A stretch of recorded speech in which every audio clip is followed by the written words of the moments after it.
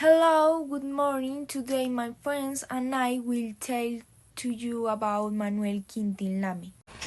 Manuel Quintín Lame Chantre was born in 1883 in the municipality of Popayán, department of Cauca, in the western part of the country and participated on the conservative side in the Thousand Days War 1899 and 1902.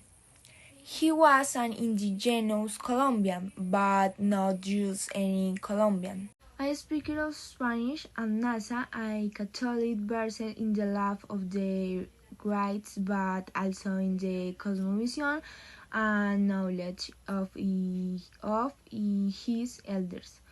His story is one of a tale of identities, perception, custom, and loves.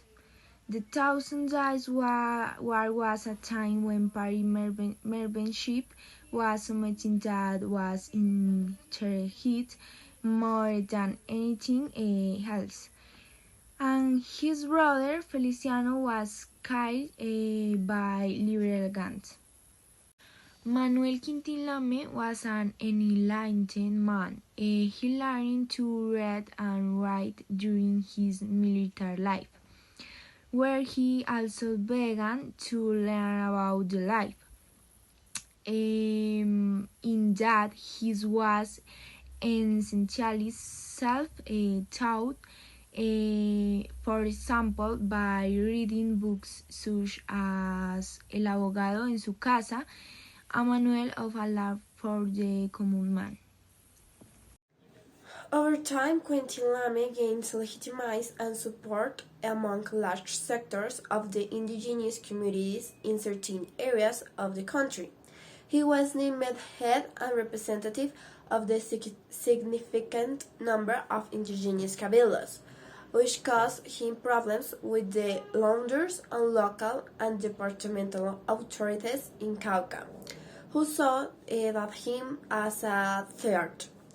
It's a political postulate where one that defense of the partisanship and militant opposition to the laws of division and participation of the partisanship.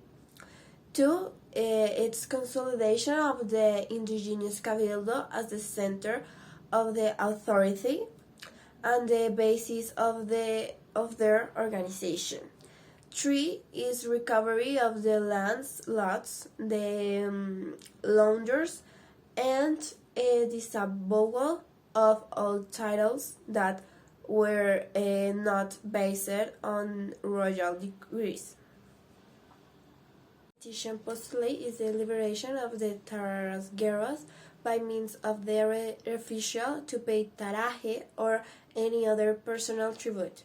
And the 5 politician postulate is that affirmation of indigenous cultural values and reflection of the racial and cultural discrimination to which Colombian Indians and subject.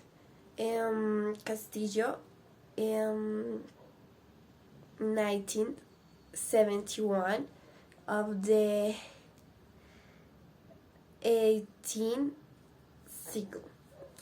In the 1980s, a group of Colombian Indians took up arms and they formed the first indigenous guerrilla group Latin America, taking inspiration from him and adopting his name to call themselves the Quintín Lame Armed Movement, Movimiento Armado Quintín Lame.